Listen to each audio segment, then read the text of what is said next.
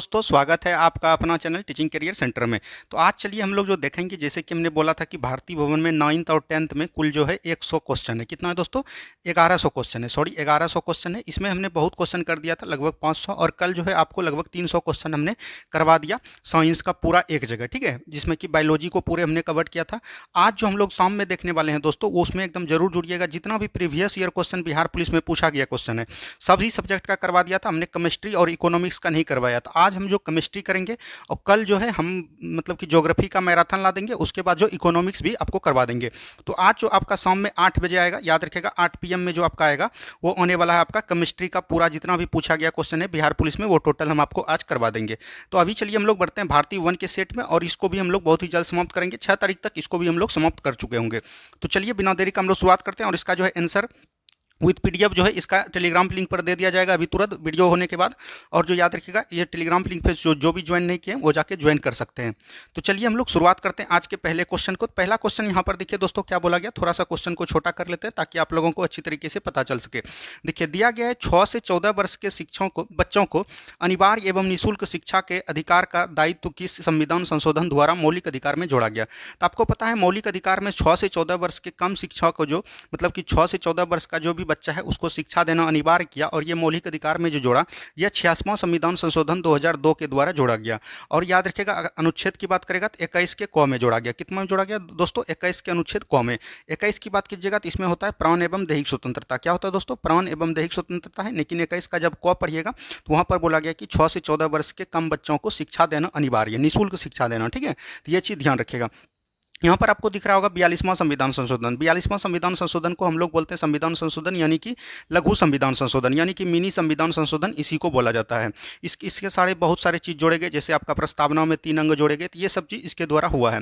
44वां संविधान संशोधन राष्ट्रपति से निर्मित है, तो ये भी चीज ध्यान रखेगा। इसको जो है संपत्ति के अधिकार को मौलिक अधिकार से अलग किया, तो ये भी चीज ध्यान रखेगा 44वां संविधान संशोधन द्वारा।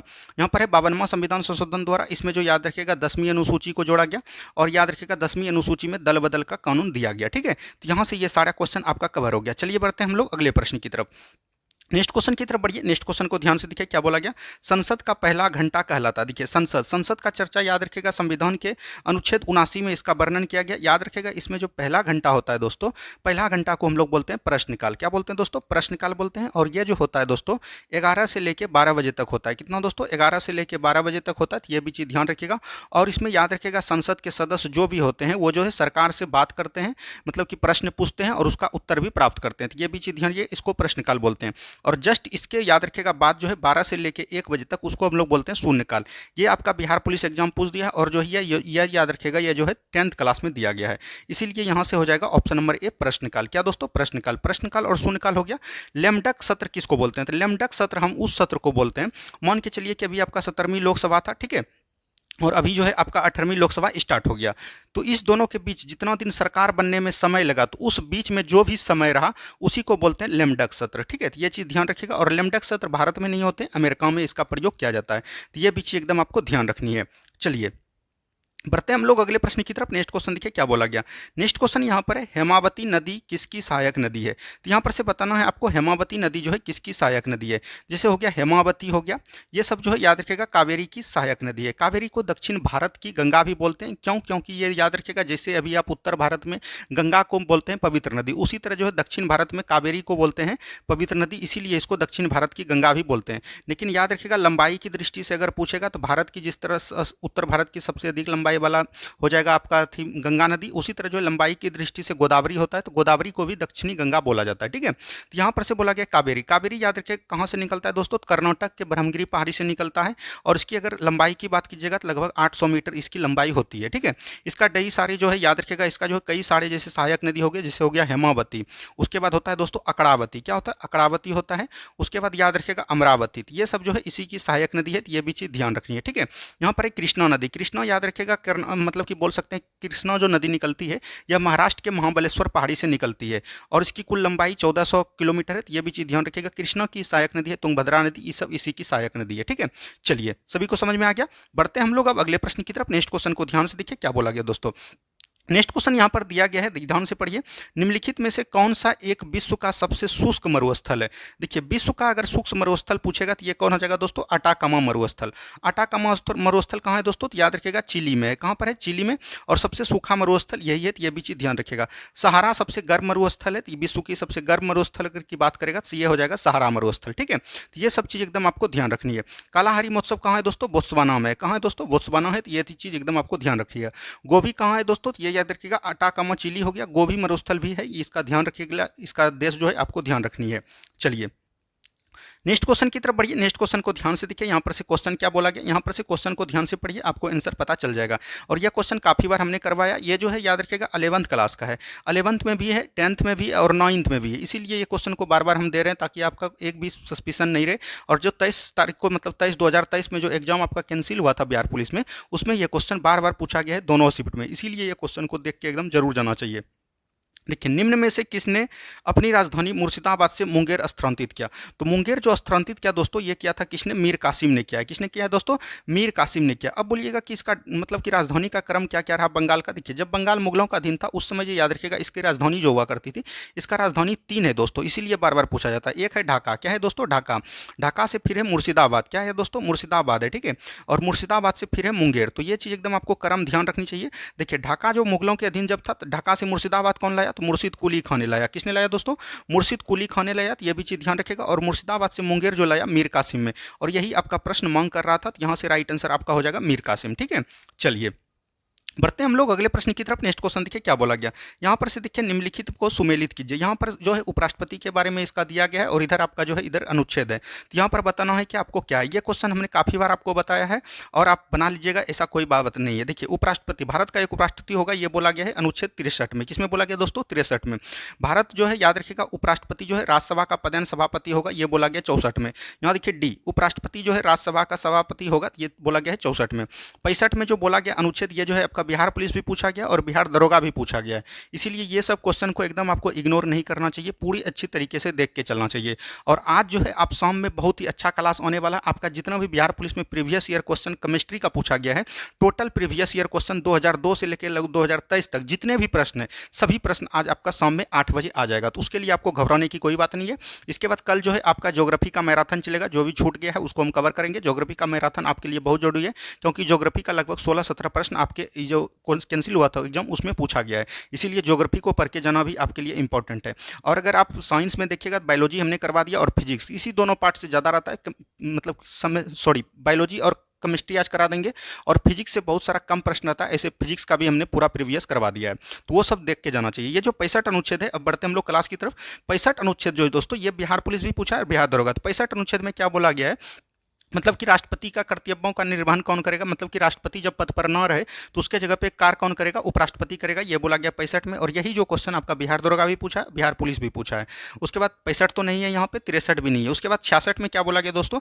राष्ट्रपति का निर्वाचन, यानी राष्ट्रपति का चुनाव कैसे होगा, ये चीज बोला गया। निर्वाचन मंडल में कौन कौन भाग लेंगे, ये चीज बोला गया 66 में। यहाँ पर उपराष्ट्रपति का चुनाव हो जाएगा 66 में, ये चीज ध्यान रखेगा। उसके बाद आता है 67, अनुच्छेद 67 में क्या बोला गया? उपराष्ट्रपति का कार्यकाल यानी कि पदावधि, तो उसका कार्यकाल शपथ ग्रहण से 5 वर्ष का होगा, तो ये भी चीज ध्यान रखेगा। तो यहां से उपराष्ट्रपति का कार्यकाल हो जाएगा 67। ठीक है, उसके बाद यहां पर दिया गया 68 में क्या आता है दोस्तों? उपराष्ट्रपति का शपथ ग्रहण आता है। क्या दोस्तों? सॉरी, 68 में जो है याद रखेगा इसका जो मतलब कि बोल सकते हैं कि इसकी शर्तों के बारे में बताया गया। और 69 में इसकी शपथ के बारे में बताया गया, तो ये भी चीज ध्यान रखिएगा। तो उपराष्ट्रपति के शपथ के बारे में कहां पर बताया गया? 69 में। तो यहां पर से हो जाएगा ये, यानी कि बोल सकते हैं इसका आंसर सीधा हो जाएगा 1 2 3 4। ठीक है, तो यहां से सभी को समझ में आ गया। बढ़ते हैं हम लोग अगले प्रश्न की तरफ। नेक्स्ट क्वेश्चन को ध्यान से देखिए क्या बोला गया। नेक्स्ट क्वेश्चन है जया पदम कृष्णा निम्नलिखित में से किस एक फसल का उन्नत किस्म है? ये देखिए बिहार पुलिस में पूछा गया था, इसीलिए ये क्वेश्चन को दिया है। बोले ना दोस्तों, अगर आप भारतीय वन का पूरा कर लेते हैं तो लगभग उससे जो 30-40 प्रश्न एकदम आराम से टकरा जाएंगे। उसके लिए आपको कोई घबराने की जरूरत नहीं है। और ये जया पदम कृष्णा जो ये सब कहाँ धान की किस्म है? किसकी दोस्तों? धान की किस्म है, तो ये भी चीज ध्यान रखिएगा। जैसे यहाँ पर गेहूं का भी किस्म कभी कभी पूछ देता है, तो याद रखेगा जैसे आपका हो गया करनाल, क्या हो गया दोस्तों? करनाल हो गया, 24 हो गया, ये सब जो है गेहूं की किस्म है। तो ये सब कभी कभी क्वेश्चन पूछ दिया जाता है और ये बिहार पुलिस में पूछा हुआ है। चलिए नेक्स्ट क्वेश्चन की तरफ बढ़ते हैं हम लोग। नेक्स्ट क्वेश्चन को ध्यान से देखिए क्या बोला गया। नेक्स्ट क्वेश्चन है प्रथम बौद्ध संगति किसके काल में, मतलब कि इसका अध्यक्ष कौन था, यह चीज आपसे पूछा गया। तो प्रथम बौद्ध संगति कब हुआ दोस्तों, 483 ईसा पूर्व में हुआ था। उस समय शासक कौन थे, तो याद रखिएगा अजातशत्रु था। कौन था दोस्तों, अजातशत्रु था। ये भी चीज ध्यान रखिएगा। और यह जो हुआ है सबसे पहला कहां पर हुआ दोस्तों, राजगिरी में हुआ है। कहां हुआ दोस्तों, राजगिरी में हुआ। ये चीज ध्यान रखिएगा। और इसमें अध्यक्ष कौन थे, तो महाकश्यप थे। ये बिल्कुल ठीक है, एक महाकश्यप हो जाएगा। द्वितीय बौद्ध संगति याद रखिएगा 383 ईसा पूर्व में हुआ है। कब हुआ दोस्तों, 383 ईसा पूर्व में हुआ है। तो यह भी चीज ध्यान रखिएगा। और यह किसके समय हुआ है दोस्तों, तो याद रखिएगा कालाशोक के समय हुआ है। किसके समय हुआ है, कालाशोक के समय हुआ। तो यहाँ पर लिख सकते हैं कालाशोक के समय। और याद रखिएगा यह जो हुआ था इसका अध्यक्ष कौन था, सावाकामी था। यह भी बिल्कुल ठीक है। तृतीय बौद्ध संगति अशोक के शासनकाल में होता है और इसका अध्यक्ष कौन था, मौगलीपुत्र तीस था। और चतुर्थ बौद्ध संगति याद रखिएगा यह जो है कनिष्क के शासनकाल कुंडलवन में होता है। और याद रखिएगा यह कश्मीर में होता है और इसका अध्यक्ष कौन सा, वसुमित्र। लेकिन याद रखिएगा चतुर्थ बौद्ध संगति में बौद्ध धर्म जो है दो भागों में बटकर विभक्त हो गए। एक का नाम पड़ा हीनयान और दूसरे का नाम पड़ा महायान। लेकिन याद रखिएगा चौथुर्थ बौद्ध संगति में अध्यक्ष था ही वसुमित्र, लेकिन इसके बदले एक उपाध्यक्ष भी था। तो यह भी चीज ध्यान रखिएगा। मात्र चतुर्थ बौद्ध संगति में उपाध्यक्ष था, तो उसका भी नाम याद रखिएगा। आपको हो जाएगा कौन, अश्वघोष। कौन हो जाएगा दोस्तों, अश्वघोष याद रखना है नाम। ये काफी बार एग्जाम में पूछा गया। और इसी ने याद रखिएगा इसका एक महान पुस्तक है, तो याद रखिएगा बुद्ध चरितम। बुद्ध चरितम किसका पुस्तक है, ये अगर आपसे पूछेगा तो वो अश्वघोष हो जाएगा। बुद्ध चरितम को बुद्धों का रामायण भी कहते हैं। तो यहाँ से 1 2 3 4 हो जाएगा बिल्कुल राइट प्रश्न। ऑप्शन नंबर ए बिल्कुल राइट आंसर आपका हो जाएगा। ठीक है, चलिए नेक्स्ट क्वेश्चन की तरफ बढ़ते हैं हम लोग। नेक्स्ट क्वेश्चन को ध्यान से देखिए क्या बोला गया। निम्नलिखित में से कौन सा अभिलेख कलिंग नरेश खारवेल से संबंधित है। तो कलिंग नरेश खारवेल से जो संबंधित है तो वो कौन है दोस्तों, याद रखिएगा हाथी गुम्फा अभिलेख। कौन है दोस्तों, हाथी गुम्फा अभिलेख है। तो ये भी चीज एकदम आपको ध्यान रखनी है। जूनागढ़ अभिलेख किससे है दोस्तों, तो याद रखिएगा रुद्रदमन से। किससे दोस्तों, रुद्रदमन से। भारत में अगर बोलिएगा कि सबसे पहला अभिलेख जो संस्कृत भाषा में हुआ वो कौन है, जूनागढ़ अभिलेख। ठीक है, नानो घाट कौन है दोस्तों, याद रखिएगा सतकर्णी से। किससे, सतकर्णी से। ये भी चीज ध्यान रखिएगा, सतकर्णी से। सातवाहन वंश के शासक थे सतकर्णी, सात सतकर्णी। उसी ने जो है नानाघाट अभिलेख भी ये दिया था। और इसमें याद रखिएगा मौर्य और चंद्रगुप्त, मौर्य और गुप्त दोनों वंश का ये इसमें मिलता है वर्णन। ये भी चीज एकदम आपको ध्यान रखनी है। नासिक अभिलेख में क्या बोलते हैं दोस्तों, नासिक अभिलेख बोल सकते हैं कि इसका जो है इसका हो जाएगा दोस्तों गौतमी सातपुरनी। कौन हो जाएगा दोस्तों, गौतमी सातकर्णी। ये भी चीज एकदम आपको ध्यान रखनी है। ठीक है, चलिए बढ़ते हैं हम लोग अगले प्रश्न की तरफ। नेक्स्ट क्वेश्चन को ध्यान से देखिए क्या बोला गया। नेक्स्ट क्वेश्चन यहाँ पर भारत के कितने राज्य पड़ोसी देश की सीमा से जुड़ते हैं। तो भारत का कितना राज्य है, ये नहीं बोला कि स्थलीय या जलीय, टोटल राज्य पूछ रहा है कि पड़ोसी देश के सीमा लगता है। तो याद रखिएगा कुल 16 राज्य है जो कि भारत के पड़ोसी देश के साथ सीमा लगाता है। तो ऑप्शन नंबर ए हो जाएगा बिल्कुल राइट आंसर। ठीक है, तो ये चीज दिखेगा। और इसमें आपको ध्यान रखना केंद्र शासित प्रदेश शामिल नहीं है, सिर्फ राज्य के बारे में पूछा है तो 16 राज्य हो जाएगा। चलिए वहीं बात कीजिएगा अगर स्थलीय सीमा से कितने पड़ोसी देश लगते हैं, तो 7 लगते हैं। तो ये भी चीज पता होगा। जैसे आपका हो गया बांग्लादेश। कौन हो जाएगा दोस्तों, बांग्लादेश हो जाएगा। ठीक है, बांग्लादेश के बाद चीन हो जाएगा। चीन के बाद क्या होगा, पाकिस्तान। पाकिस्तान के बाद हो जाएगा दोस्तों नेपाल। नेपाल के बाद हो जाएगा दोस्तों भूटान। क्या हो जाएगा दोस्तों, भूटान हो जाएगा। उसके बाद आपका म्यांमार हो जाएगा। क्या हो जाएगा दोस्तों, म्यांमार हो जाएगा। उसके बाद अफगानिस्तान हो जाएगा। तो ये सब चीज़ भी एकदम आपको ध्यान रखनी है। यहाँ से क्वेश्चन आए दिनों पूछा जाता है। चलिए नेक्स्ट क्वेश्चन की तरफ बढ़िए। नेक्स्ट क्वेश्चन देखिए क्या बोला गया। बिना प्रतिनिधित्व कोई समाधान नहीं, निम्नलिखित में से ये किसका लोकप्रिय नारा है। तो ये प्रतिनिधित्व का कोई कार्य नहीं, ये जो है याद रखिएगा विश्व भूगोल का है। किसका है दोस्तों, वर्ल्ड हिस्ट्री का है। ये भी चीज ध्यान रखिएगा। और ये जो है अमेरिका स्वतंत्रता संग्राम का ये नारा दिया गया है। ये भी चीज ध्यान रखिएगा। ठीक है, तो ऑप्शन नंबर बी बिल्कुल राइट आंसर आपका हो जाएगा।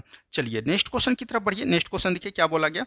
नेक्स्ट क्वेश्चन यहाँ पर है हड़प्पा सभ्यता के अंतर्गत हल के जोते गए खेत के प्रमाण कहाँ से मिले। ये जो है 9th क्लास का है। ये भी चीज ध्यान रखिएगा। हल के जोते हुए प्रमाण कहाँ से मिले दोस्तों, ये बनवाली से मिले, हरियाणा के बनवाली से मिले हैं। तो ये भी चीज ध्यान रखनी है। ठीक है, यहाँ पर है कालीबंगा। कालीबंगा से याद रखिएगा जुते हुए खेत के प्रमाण मिले हैं। क्या दोस्तों, सॉरी, हल के जुते हुए खेत के प्रमाण। खेत का प्रमाण अगर बोलेगा दोस्तों ये कालीबंगा हो जाएगा, लेकिन हल का बोलेगा तो ये राखीगढ़ी बनवाली होगा। तो ये बिल्कुल है। यहाँ पर से ऑप्शन नंबर सी इसका राइट आंसर आपका हो जाएगा। ठीक है, तो जुते हुए खेल का प्रमाण कहाँ से मिला, कालीबंगा। कालीबंगा कहाँ है दोस्तों, तो याद रखिएगा राजस्थान में।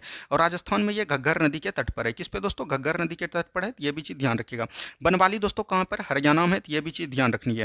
रोपर दोस्तों कहां पर है, तो ये याद रखिएगा पंजाब में सतलज नदी के तट पर है। ठीक है, और लोथल कहां है दोस्तों, गुजरात में है, भोगवा नदी के तट पर। तो ये सब चीज एकदम आपको नदी और राज्य दोनों का एकदम पता रहना चाहिए।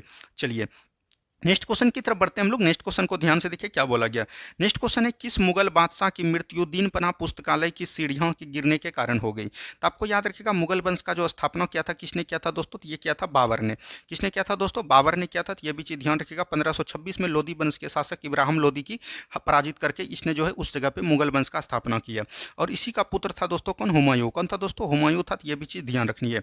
हुमायूं याद रखिएगा, हुमायूं ने एक दिन पनाह मतलब कि शहर का निर्माण किया था, उसी में बनाया था दीन पनाह पुस्तकालय, ठीक है। और उसी में याद रखिएगा भांग खाता था। हुमायूं एकदम बहुत ही एकदम खत्म शासक था दोस्तों, और इसने जो याद रखिएगा भांग खा के ये पढ़ाई करता था, और भांग खाते खाते याद रखिएगा पुस्तकालय से लुढ़क कर ये इसकी मृत्यु हो गई। तो ये आपका हुमायूं हो जाएगा बिल्कुल राइट आंसर। मुगल शासक में ऐसा एक ही शासक हुआ जिसका याद रखिएगा इसने जो है 2 बार शासक किया। ये भी याद रखिएगा, 1540 में कन्नौज के युद्ध में जो है ये बाहर निकला था, जिसको कि हम लोग बिलग्राम का युद्ध बोलते हैं। उसके बाद 1555 में याद रखिएगा ये फिर से युद्ध हारकर सरहिंद का युद्ध लड़ा था। उसके बाद जो है ये अपना शासक फिर से प्राप्त किए थे। तो ये भी चीज़ ध्यान रखिएगा। हुमायूं याद रखिएगा, इसका जो बोलते हैं कि एक था लैनपुर इतिहासकार। कौन दोस्तों, लैनपुर इतिहासकार था। लैनपुर इतिहासकार ने कहा कि हुमायूं लुढ़कते लुढ़कते आया और लुढ़कते लुढ़कते ही चल गया। ये सब चीज़ एकदम आपको ध्यान रखनी है। चलिए बढ़ते हैं हम लोग अगले प्रश्न की तरफ। नेक्स्ट क्वेश्चन को ध्यान से देखिए क्या बोला गया। नेक्स्ट क्वेश्चन है, यूनेस्को द्वारा भारत के कितने रेल मार्गों को विश्व विरासत सूची में शामिल किया गया। ये आपका करंट का क्वेश्चन है, और याद रखिएगा इसमें जो है 4 को शामिल किया गया। ये भी चीज़ ध्यान रखिएगा। तो इसमें जो है इसका चारों का नाम आपको उतना गारंटी नहीं, लेकिन कितना मिलाया गया ये चीज़ एकदम आपको ध्यान रहनी चाहिए। चलिए नेक्स्ट क्वेश्चन देखिए क्या बोला गया। नेक्स्ट क्वेश्चन यहाँ पर है, कागज का पहला सफल कारखाना कहाँ लगाया गया। यह जो है 10th क्लास में है, तो ये भी चीज़ ध्यान रखिएगा। और कागज का पहला सफल कारखाना कहाँ लगाया गया दोस्तों, तो ये लगाया गया कोलकाता में। तो ये चीज़ ध्यान रखिएगा, कोलकाता इसका राइट आंसर होगा। हो सकता है कि आपके आंसर में इसका आंसर गलत दे दिया है, लेकिन याद रखिएगा इसका जो हो जाएगा कोलकाता हो जाएगा। और इसका आंसर याद रखिएगा पीडीएफ के लास्ट में मिलता है। आपको आंसर के लिए आपको घबराना नहीं है। कई लोग होते हैं कि सिर्फ पीडीएफ का ऊपर वाला भाग देख लेते हैं और आंसर आंसर कमेंट करते हैं, तो आंसर सभी पीडीएफ के नीचे में रहता है। तो ये चीज़ एकदम आपको ध्यान देनी है, ठीक है। चलिए, और यहाँ कागज कागज की बात कीजिएगा तो कागज सबसे प्रथम कहाँ पर हुआ, तो ये भी चीज़ ध्यान रखिएगा। कागज का उत्पादन सबसे प्रथम करने वाला देश था कौन, चीन। तो ये भी चीज़ एकदम ध्यान रखिएगा, चीन से ही सभी देशों में निर्यात होता था पहले कागज। चलिए नेक्स्ट क्वेश्चन की तरफ बढ़िए। नेक्स्ट क्वेश्चन को ध्यान से देखिए क्या बोला गया। कागज का पहला सफल कारखाना कहाँ लगाया गया। तो ये तो अभी तुरंत हमने बताया कोलकाता हो जाएगा। तो ये बिल्कुल राइट आंसर हो जाएगा, ऑप्शन नंबर बी। चलिए नेक्स्ट क्वेश्चन देखिए क्या बोला गया। नेक्स्ट क्वेश्चन है, महात्मा गांधी के राजनीतिक जीवन में निम्नलिखित घटनाओं का कालक्रम क्या है। तो इसमें जो आपको सजाना है कि सबसे पहले कौन युद्ध हुआ, उसके बाद कौन युद्ध हुआ। तो याद रखिएगा महात्मा गांधी का जन्म कब हुआ था दोस्तों, ये सब भी चीज़ एकदम आपको ध्यान रखना चाहिए। 2 अक्टूबर 1869 को इनका जन्म हुआ। उसके बाद याद रखिएगा जो है दक्षिण अफ्रीका कब गए थे दोस्तों, 1893 ईस्वी में दक्षिण अफ्रीका गए थे। उसके बाद जब भारत आए, भारत कब आए दोस्तों, 9 जनवरी 1915 को आए। कब आए दोस्तों, 9 जनवरी 1915 को आए। इस दिन हम लोग क्या मनाते हैं, प्रवासी दिवस। और यह क्वेश्चन जो है प्रवासी दिवस किस दिन मनाते हैं, ये आपका बिहार पुलिस में पूछा गया क्वेश्चन है। इसीलिए हम सभी चीज़ों को बताते हुए निकलते हैं ताकि एक भी क्वेश्चन आपका बाहर नहीं जाए डिस्कस से, ठीक है। तो ये चीज़ एकदम ध्यान रखिएगा। 9 जनवरी को हम लोग क्या मनाते हैं, प्रवासी दिवस। ये चीज़ एकदम ध्यान रखिएगा। उसके बाद जो सबसे पहला आंदोलन हुआ दोस्तों, याद रखिएगा चंपारण सत्याग्रह। क्या हुआ दोस्तों, चंपारण सत्याग्रह हुआ। तो ये भी चीज़ ध्यान रखिएगा। और ये कब हुआ, 1917 में। उसके बाद याद रखिएगा मार्च मतलब अहमदा मिल हुआ। कौन दोस्तों, अहमदा मिल हुआ। तो ये भी चीज़ ध्यान रखिएगा। अहमदा मिल और याद रखिएगा खेरा दोनों जो है 1918 में ही किया गया, लेकिन सबसे पहले अहमदा किया था मार्च 1918 में। और याद रखिएगा खेरा जो किया गया था ये सितंबर अक्टूबर 1918 में किया था। तो ये भी चीज़ ध्यान रखिएगा। तो अगर आपको सजाने के लिए बोलेगा तो सबसे पहले ओ आता है, तब आपका खो आता है। तो इसीलिए ओ को एकदम पहले देखना है, अहमदाबाद। तो यहाँ पर से चंपारण 1917 हो जाएगा, अहमदाबाद ये पहले हो जाएगा, 2-3 1-2-3। और उसके बाद जो अगस्त असहयोग आंदोलन जो हुआ है दोस्तों, असहयोग आंदोलन कब हुआ है, ये याद रखिएगा 1 अगस्त 1920 को हुआ है। कब हुआ है दोस्तों, 1 अगस्त 1920 को हुआ है। तो ये चीज़ ध्यान रखिएगा। तो 1920 हो जाएगा ये, यानी 1 2 3 4 हो जाएगा इसका बिल्कुल राइट आंसर।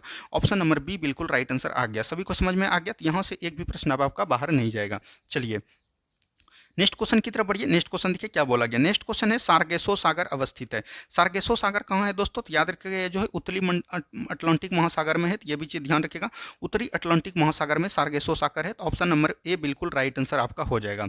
चलिए नेक्स्ट क्वेश्चन की तरफ बढ़िए। नेक्स्ट क्वेश्चन देखिए क्या बोला गया यहाँ पर से। नेक्स्ट क्वेश्चन है, निम्नलिखित में से कौन सा रीट का अर्थ है रोकना, यानी कि रोकना किसका अर्थ है, तो ये चीज़ दिया गया। देखिए रीट, रीट कितने इसको बोलते हैं हम लोग, याचिका। क्या बोलते हैं दोस्तों, हिंदी में बोलते हैं याचिका, और रीट इंग्लिश में इसका याचिका होता है। जब मौलिक अधिकार का किसी भी व्यक्ति का हनन होता है मौलिक अधिकार से रिलेटेड, वो जो है याद रखेगा सुप्रीम कोर्ट जा सकते हैं, और जो याद रखेगा वो हाई कोर्ट भी जा सकते हैं।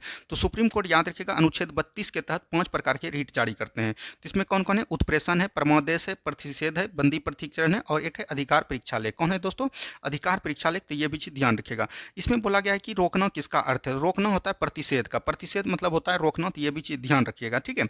परमोदेश का मतलब हुआ कि हम आदेश देते हैं। उत्प्रेषण मतलब हुआ कि याद रखिएगा पूर्णतः सूचित कीजिए, मतलब कि जो भी लंबित आपके पास बचा हुआ है, मतलब अधीनस्थ न्यायालय को उच्च न्यायालय करता है, उच्च न्यायालय को याद रखेगा मतलब कि उच्चतम न्यायालय करता है। यानी कि बड़ा न्यायालय जो है छोटे न्यायालय के लिए जो संदेश भेजता है कि आपके पास जो लंबित प्रक्रिया बचा हुआ है उसको आप मेरे पास भेजिए, यानी पूर्णतः सूचित कीजिए, वो उत्प्रेषण में बोला जाता है।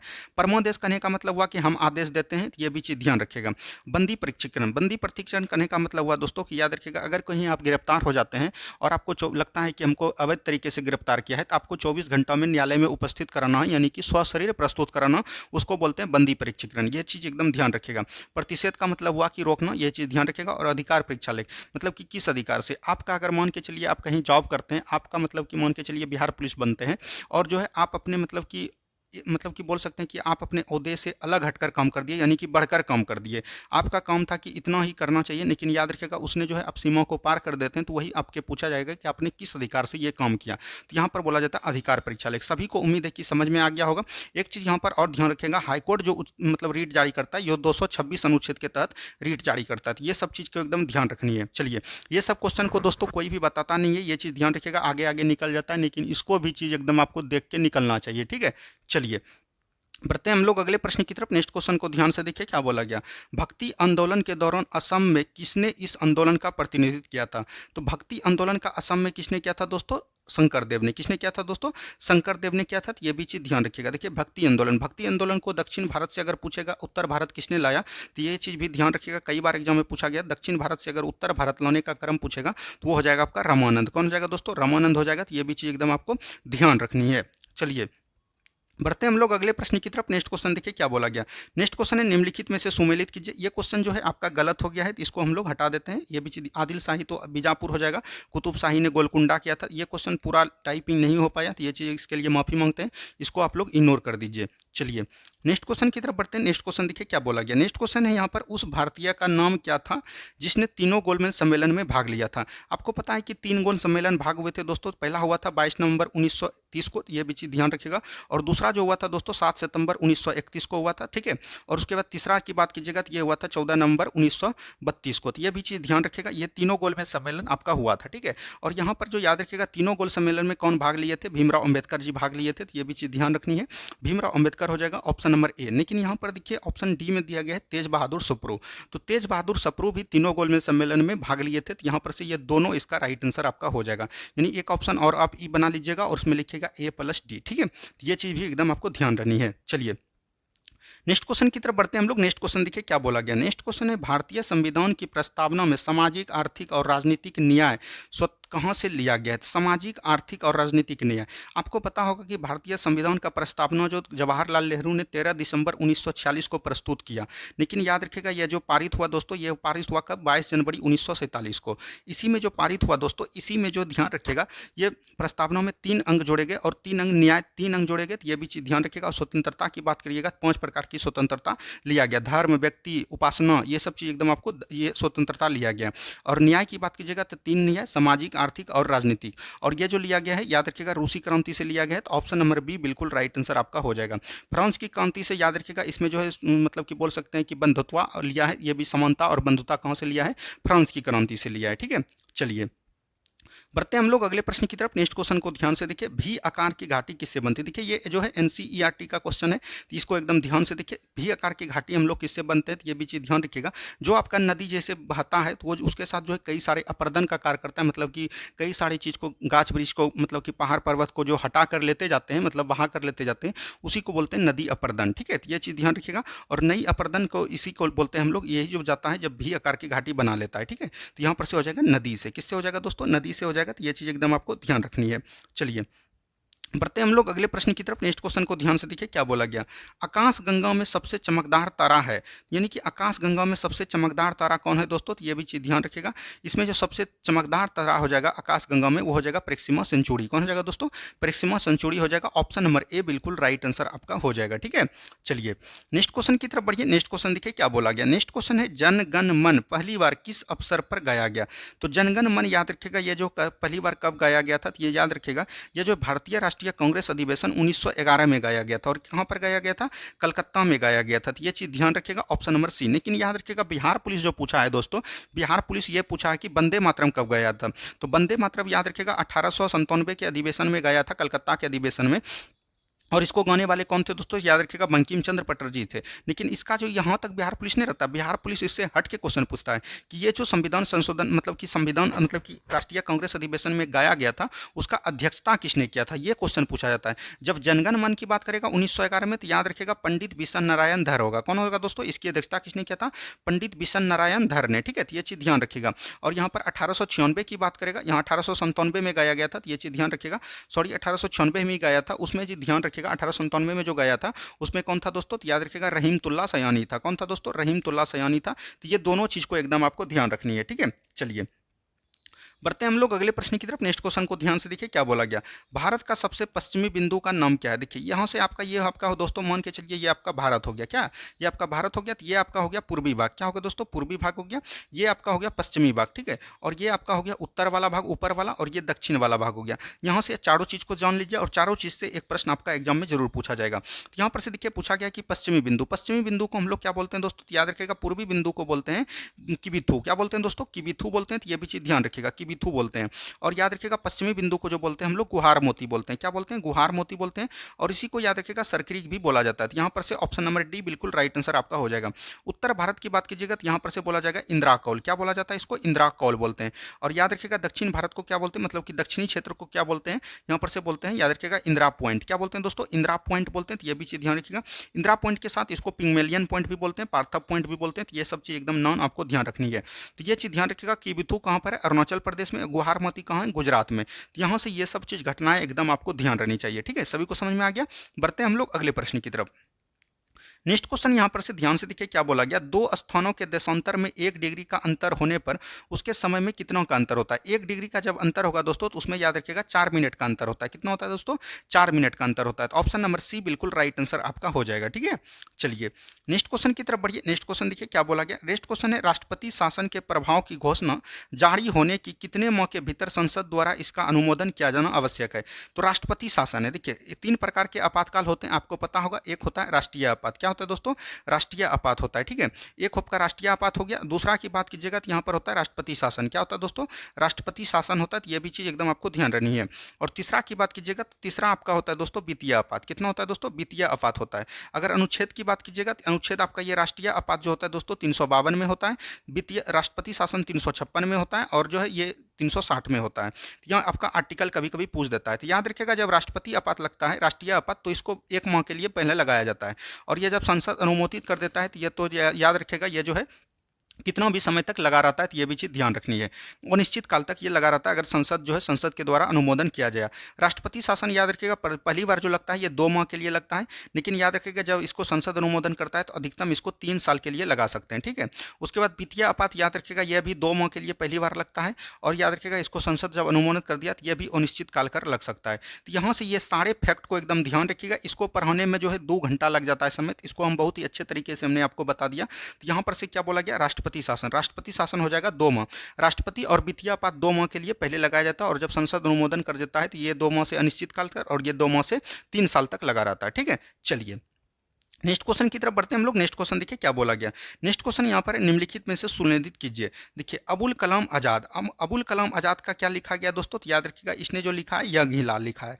अल हिलाल लिखा है किसने, तो ये हो जाएगा इसका 2 हो जाएगा। ठीक है, उसके बाद फिरोज शाह मेहता, फिरोज शाह मेहता ने क्या लिखा है, बॉम्बे करेनियल पुस्तक का नाम है। तो ये चीज़ हो जाएगा इसका 1। ठीक है, एनी बेसेंट ने क्या लिखा है दोस्तों, न्यू इंडिया लिखा है। तो इसका हो जाएगा 4। उसके बाद महात्मा गांधी ने यंग इंडिया लिखा है। तो ये हो जाएगा आपका 3। तो यहाँ पर से 2 1 4 3 देख लीजिए, 2 1 4 3, यहाँ ऑप्शन नंबर ए हो जाएगा। ऑप्शन नंबर ए बिल्कुल राइट आंसर आपका हो जाएगा। ठीक है, चलिए नेक्स्ट क्वेश्चन की तरफ बढ़ते हैं हम लोग। नेक्स्ट क्वेश्चन को ध्यान से देखिए क्या बोला गया। भारतीय सहायता से निर्मित चूखा जल विद्युत परियोजना कहाँ स्थित है। चूखा जल विद्युत परियोजना कहाँ स्थित है, तो ये भूटान में। कहाँ दोस्तों, भूटान में। तो ये भी चीज़ एकदम आपको ध्यान रखनी है। चलिए नेक्स्ट क्वेश्चन की तरफ बढ़िए। नेक्स्ट क्वेश्चन देखिए क्या बोला गया। न्यूनतम लिंगानुपात वाला केंद्र शासित प्रदेश कौन है। तो न्यूनतम लिंगानुपात वाला अगर केंद्र शासित प्रदेश पूछेगा दोस्तों तो ये आपका कौन हो जाएगा, लक्षद्वीप हो जाएगा। क्या हो जाएगा दोस्तों, लक्षद्वीप हो जाएगा। तो ये भी चीज़ एकदम आपको ध्यान रखनी है। क्या दोस्तों, ऑप्शन नंबर यहाँ पर से सी बिल्कुल राइट आंसर आपका हो जाएगा। ठीक है, अगर बात करिएगा लिंगानुपात किसको बोलते हैं, कि मतलब कि बोल सकते हैं कि मतलब कि एक महिला पर मतलब कि 1000 महिला पर कितना पुरुष है, उसी को लिंगानुपात बोलता है। अगर बात कीजिएगा भारत का लिंगानुपात कितना है दोस्तों, तो भारत का लिंगानुपात है 943। ठीक है, और बात कीजिएगा सबसे अधिक राज्य कौन है, तो यहाँ पर केरल में है। केरल में लगभग याद रखिएगा 1084 व्यक्ति है। कितना दोस्तों, 1084 है, तो ये भी चीज़ ध्यान रखिएगा। और अगर सबसे कम की बात कीजिएगा तो ये हरियाणा में है। हरियाणा में 906 था पहले, वहाँ से घट के और 886 के लगभग करीब आ गया। तो यहाँ से ये सब चीज़ घटनाएं एकदम आपको ध्यान रखनी है।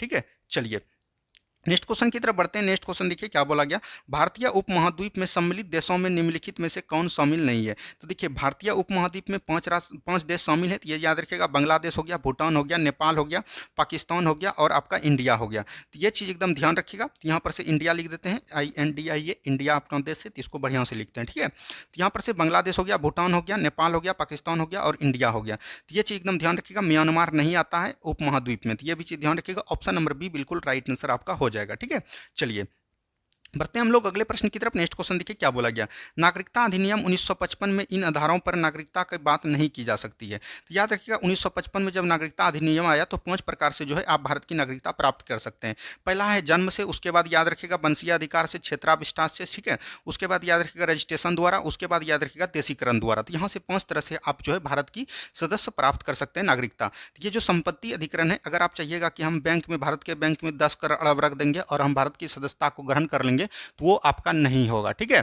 चलिए बढ़ते हैं हम लोग अगले प्रश्न की तरफ। नेक्स्ट क्वेश्चन को ध्यान से देखिए क्या बोला गया, पंचायतों के लिए वित्त आयोग की स्थापना प्रावधान संविधान का कौन सा अनुच्छेद करता है। देखिए पंचायत जो है 243 आर्टिकल में आता है, राज्य पंचायत, ये भी चीज ध्यान रखिएगा। इसमें कई सारे दिए गए हैं, तो यहाँ पर अगर वित्त आयोग की बात करेगा तो ये जो है 243 का आई हो जाएगा। क्या हो जाएगा दोस्तों, 243 का आई आर्टिकल हो जाएगा। ऑप्शन नंबर सी बिल्कुल राइट आंसर आपका हो जाएगा।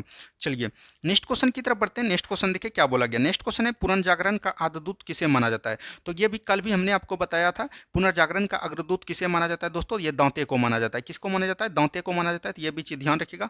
और इसकी एक पुस्तक है, तो याद रखिएगा डिवाइन कॉमेडी। कौन है दोस्तों, डिवाइन कॉमेडी है। तो ये भी चीज एकदम आपको ध्यान रखेगा। इस पुस्तक में देता था कि मरने के बाद आपको क्या मिलेगा और जीने के बाद क्या मिलेगा, मतलब कि ये सारी घटनाएं को इस पुस्तक में वर्णन करते थे। इसका राइट आंसर हो जाएगा दांते। कौन हो जाएगा दोस्तों, दांते हो जाएगा। चलिए नेक्स्ट क्वेश्चन की तरफ बढ़िए। नेक्स्ट क्वेश्चन देखिए क्या बोला गया, अंडमान निकोबार द्वीप समूह का सबसे उत्तरी द्वीप कौन है। तो याद रखिएगा अंडमान निकोबार द्वीप समूह का उत्तरी द्वीप अगर सबसे पूछेगा तो वो हो जाएगा लैंडफॉल। क्या हो जाएगा दोस्तों, लैंडफॉल हो जाएगा। तो ये भी चीज ध्यान रखिएगा। अगर बात करिएगा अंडमान निकोबार की सबसे ऊंची चोटी कौन है, तो याद रखिएगा सेंडल पीक। कौन है दोस्तों, सेंडल पीक है। तो ये भी चीज ध्यान रखिएगा। इसकी कुल लंबाई अगर बात कीजिएगा 732 मीटर है। तो ये भी चीज एकदम आपको ध्यान रखनी है। चलिए नेक्स्ट क्वेश्चन देखिए क्या बोला गया। नेक्स्ट क्वेश्चन यहाँ पर दिया गया है, निम्नलिखित में से कौन सा संपत्ति नियंत्रक महालेखा परीक्षक का वार्षिक प्रतिवेदनों की जांच करता है। तो इसका जो जांच कौन करता है दोस्तों, याद रखिएगा इसका मित्र के रूप में यानी CAG बोल सकते हैं, कि comptroller and auditor general of India इसका फुल फॉर्म होता है। इसकी बात करें अनुच्छेद की, ये 148 से लेकर 151 तक है। बोला गया कि सभी देश में एक ही, जिस तरह की भारत का एक प्रधानमंत्री एक राष्ट्रपति होता है, उसी तरह जो याद रखिएगा भारत का एक ही क्या होगा, यानी कि कंप्ट्रोलर एंड ऑडिटर जनरल। और इसका वर्णन किया गया 148 अनुच्छेद में। 149 अनुच्छेद इसी से वर्णन है, याद रखिएगा। मतलब कि CAG का जितना भी मतलब कि क्या होगा दोस्तों, कार्य के बारे में 149 अनुच्छेद बोला गया। उसके बाद 151 अनुच्छेद आता है। 151 अनुच्छेद में बोला गया कि नियंत्रक एवं महालेखा परीक्षक जो याद रखेगा अपने रिपोर्ट को राष्ट्रपति को अनुमोदित करेंगे, और राष्ट्रपति याद रखेगा उसको जो है संसद के पटल पर रखाएगा, संविधान के संसद के पटल पर रखवाएगा। और उसकी जांच याद रखेगा लोक सेवा का अध्यक्ष लोक लेखा समिति से करवाएगा। लेकिन बोल सकते हैं कि कैग का मित्र के रूप में कौन कार्य करता है, तो लोक लेखा समिति करता है। तो लोक लेखा समिति ऑप्शन नंबर बी बिल्कुल राइट आंसर आपका हो जाएगा। ठीक है, अभी वर्तमान में बात करिएगा कि क्या कौन है दोस्तों, CAG यानी कि कंप्ट्रोलर एंड ऑडिटर जनरल महालेखा नियंत्रक परीक्षण, तो अभी हो जाएगा गिरीश चंद्र मुर्मू। कौन हो जाएगा दोस्तों, गिरीश चंद्र मुर्मू हो जाएगा। तो ये भी चीज ध्यान रखिएगा। और इसका कार्यकाल 6 वर्ष या 65 वर्ष होता है। तो ये भी चीज एकदम आपको ध्यान रखनी है।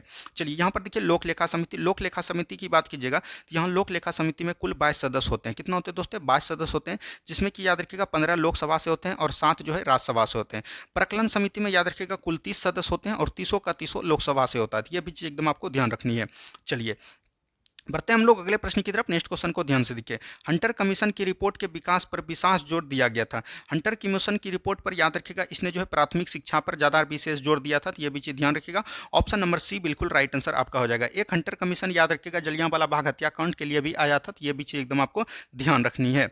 चलिए नेक्स्ट क्वेश्चन की तरफ बढ़ते हैं हम लोग। नेक्स्ट क्वेश्चन को ध्यान से देखिए क्या बोला गया, संविधान निर्माण हेतु गठित संतन समिति के अध्यक्ष कौन थे। देखिए संविधान का निर्माण जब हुआ दोस्तों, तो ये कब हुआ दोस्तों, आपको याद रखना है 26 नवंबर 1949 को जो है पूरा तरह से ये एकदम तैयार हो गया था, लेकिन लागू नहीं हुआ था कब, 26 जनवरी 1950 को। तो ये भी चीज़ एकदम आपको ध्यान रखनी है, 1950 को हुआ था। तो इसमें जो याद रखिएगा कई सारे निर्माण में बनाए गए, जैसे आपका संविधान सभा का अध्यक्ष कौन था दोस्तों, तो डॉक्टर राजेंद्र प्रसाद था। तो ये सब चीज़ बताया गया। तो उसी में जो सदन समिति का अध्यक्ष था वो कौन था, पट्टाभी सीतारामैया था। कौन था दोस्तों, पट्टाभी सीतारामैया था। तो ऑप्शन नंबर बी बिल्कुल राइट आंसर आपका हो जाएगा। राजेंद्र प्रसाद याद रखिएगा संविधान सभा के प्रथम अध्यक्ष थे और भारत के प्रथम राष्ट्रपति भी थे। यहाँ पर के एम मुंशी है। के एम मुंशी आपको पता होगा एक प्रारूप समिति का गठन किया गया था। प्रारूप समिति का गठन जो किया गया था ये कब किया गया था, 29 अगस्त 1947 को किया गया था।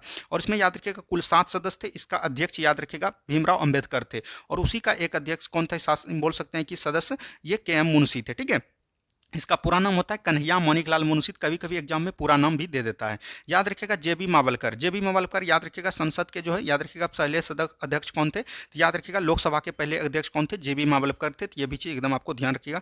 इसका पूरा नाम है गणेश वासुदेव मावलकर। ठीक है, चलिए बढ़ते हम लोग अगले प्रश्न की तरफ। नेक्स्ट क्वेश्चन को ध्यान से देखिए क्या बोला गया। निम्नलिखित में से कोशिका सूक्ष्म जीवित कोशिका है, यानी कि कोशिका का सबसे सूक्ष्म जीवित कोशिका कौन है, तो ये याद रखिएगा माइकोप्लाज्म हो जाएगा। इसको हमने बोलते हैं पीपीएलओ। क्या बोलते हैं दोस्तों, पीपीएलओ बोलते हैं। तो ये भी चीज़ ध्यान रखिएगा। और बायोलॉजी का जो हमने मैराथन लिया था उसमें पूरा भारतीय भवन, तो ये क्वेश्चन आपको उसमें मिला होगा। चलिए नेक्स्ट क्वेश्चन देखिए क्या बोला गया। नेक्स्ट क्वेश्चन यहाँ पर है बाटुलिज्म।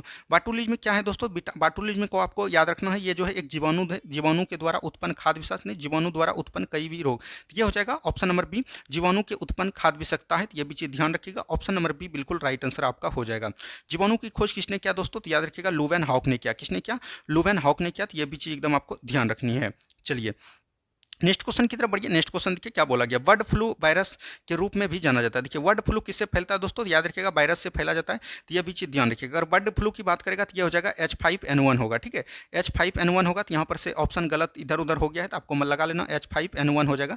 H5N1 यहाँ पर से बोल सकते हैं। एक होता है दोस्तों स्वाइन फ्लू। स्वाइन फ्लू अगर बात कीजिएगा, स्वाइन फ्लू किससे होता है, H1N1 के द्वारा होता है। तो यहाँ पर से ये भी चीज ध्यान रखिएगा, H1N1। इसको आपको दोनों ही चीज एकदम ध्यान रखनी है। चलिए नेक्स्ट क्वेश्चन की तरफ बढ़िए। नेक्स्ट क्वेश्चन देखिए क्या बोला गया। नेक्स्ट क्वेश्चन है प्राणी वर्गीकरण का पदानुसार निम्नलिखित में से कौन है। तो आपको पता है जाति को कितने धर्म में बटा है। तो याद रखिएगा संघ, यानी कि बोल सकते हैं कि संघ को कितने में बटा है। तो याद रखिएगा कई तरह के प्रकार में बटा है। तो यहीं पर से आपको मिलना है। तो हम सभी का नाम लिख देते हैं। जैसे आपका दोस्तों सबसे पहले आता है स्पीसीज। स्पीसीज मतलब बोल सकते हैं कि इसका जाति होता है हिंदी। ठीक है, इस जाति के बाद उसको प्रजाति भी बोल सकते हैं। तो ये भी चीज ध्यान रखिएगा। उसके बाद आता है जीनस। क्या आता है दोस्तों, जीनस। जीनस को हम लोग बोलते हैं वंश। किसी भी व्यक्ति का अगर नाम लिखना हो तो उसको याद रखिएगा सबसे पहले, जैसे मनुष्य का नाम होता है होमोसेपियंस, तो होमो आपका हो गया वंश और सेपियंस हो गया जाति। ठीक है, तो ये चीज भी एकदम आपको ध्यान रखिएगा। तो यहाँ पर से ये हो गया। उसके बाद याद रखिएगा जीनियस के बाद आता है दोस्तों फैमिली। क्या आता है दोस्तों, फैमिली। फैमिली को किस में बोलते हैं, याद रखिएगा इसका हिंदी होता है कुल। क्या आता है दोस्तों, कुल आता है। फैमिली के बाद अगर बात कीजिएगा, फैमिली के बाद क्या आता है, ऑर्डर आता है। ऑर्डर बोल सकते हैं कि इसका हिंदी होता है गण। क्या होता है दोस्तों, गण होता है। ऑर्डर के बाद याद रखिएगा ये जाएगा कहाँ दोस्तों, क्लास जाएगा। क्लास के बाद याद रखिएगा इसका हिंदी होता है वर्ग। वर्ग क्लास के बाद इसमें क्या होगा, डिवीजन होगा। कोई भी डिवीजन बोल सकते हैं। डिवीजन बोलते हैं कि इसमें बोल सकते हैं कि मानव में, और फाइलम, इसमें एक फाइलम भी होता है। तो फाइलम बोल सकते हैं कि जंतु कोशिका में। ठीक है, डिवीजन और फाइलम हो गया। उसके बाद याद रखिएगा डिवीजन ही जैसे होगा उसके बाद बन जाएगा आपका किंगडम। क्या बनेगा दोस्तों, किंगडम, जिसको कि हम लोग संघ बोलते हैं। तो ये भी चीज ध्यान रखिएगा। इतना पार्ट है आपको बांटने का। तो यहाँ पर से देखिए सबसे पहले अगर इधर से सब बांटा है, पीछे से लिया है, तो सबसे पहले संघ तो सभी में, तो संघ सभी में है। उसके बाद संघ के बाद होगा डिवीजन। डिवीजन को क्या बोलते हैं दोस्तों, डिवीजन ही बोलते हैं। तो इसमें एक भी डिवीजन नहीं है, तो ये छोड़ देते हैं। ठीक है, उसके बाद वर्ग आता है। तो वर्ग देखिए ये आपका गण खत्म हो गया। ठीक है, वर्ग आएगा तो ये तीनों आपका हो सकता है। वर्ग के बाद दोस्तों क्या आ सकता है, गण आता है। तो वर्ग के बाद गण देखिए एक ही में है, तो यही हो जाएगा। गण के बाद कुल होगा, कुल के बाद वंश होगा, प्रजाति होगा। तो ऑप्शन नंबर सी बिल्कुल राइट आंसर आपका हो जाएगा। उम्मीद है कि सभी को समझ में आ गया। ठीक है, चलिए नेक्स्ट क्वेश्चन की तरफ बढ़िए। नेक्स्ट क्वेश्चन को ध्यान से देखिए क्या बोला गया। कार्बोहाइड्रेट्स, प्रोटीन और वसा का पूर्ण पाचन कहाँ होता है। सभी का जो अगर पूर्ण पाचन बोलेगा ये कहाँ होता है दोस्तों, तो ये याद रखिएगा छोटी आंत में होता है। छोटी आंत के याद रखिएगा इलियम वाले भाग में पूर्ण पाचन होता है। तो ये भी चीज ध्यान रखिएगा। छोटी आंत के याद रखिएगा 3 अंग। आहार नाल की अगर लंबाई की बात करिएगा, आहार नाल की लंबाई दोस्तों याद रखिएगा 8 से 10 मीटर होता है। लेकिन इसमें पूरा जो याद रखिएगा छोटी आंत ही 5 से 6 मीटर है। ठीक है, और छोटी आंत के 3 भाग हैं। जैसे आपका हो गया डेडूनम। क्या होगा दोस्तों, डेडूनम हो गया। एक होता है जेजूनम और एक तीसरा होता है इलियम। तो इलियम में पूर्ण पाचक होता है। तो ये भी चीज ध्यान रखनी है। चलिए नेक्स्ट क्वेश्चन की तरफ बढ़िए। नेक्स्ट क्वेश्चन को ध्यान से देखिए, ये आपका आंसर हो गया, यहाँ पर आंसर दिया हुआ है, तो ये भी चीज़ ध्यान रखिएगा। आज का ये अंतिम प्रश्न था। आपको कैसा लगा भारतीय वन का सेट? अभी इसका दोस्तों 2 और आएगा, 2 अगर आ गया तो आपका पूरा सिलेबस कंप्लीट कर देंगे हम। भारतीय वन 9th और 10th का लगभग 1100 क्वेश्चन आपका कंप्लीट हो जाएगा। उम्मीद है कि आप लोगों को वीडियो अच्छा लगा। अगर आपको वीडियो अच्छा लगा होगा तो प्लीज़ वीडियो को लाइक कीजिएगा, शेयर कीजिएगा। जो भी चैनल पर नहीं जुड़े प्लीज़ चैनल को सब्सक्राइब भी जरूर कीजिएगा। और आपको याद रखिएगा इवनिंग में, आज जो है शाम में आपको दोस्तों क्या मिलेगा, इवनिंग में आपको पूरा केमिस्ट्री का जितना भी प्रीवियस ईयर पूछा गया क्वेश्चन है सभी मिलेगा। और ये भी चीज़ एकदम आपको ध्यान रखनी है। ठीक है, मिलते हैं हम लोग 8 बजे शाम में, तो ये भी चीज़ एकदम आपको ध्यान रखनी है। चलिए, जय हिंद, जय भारत, धन्यवाद।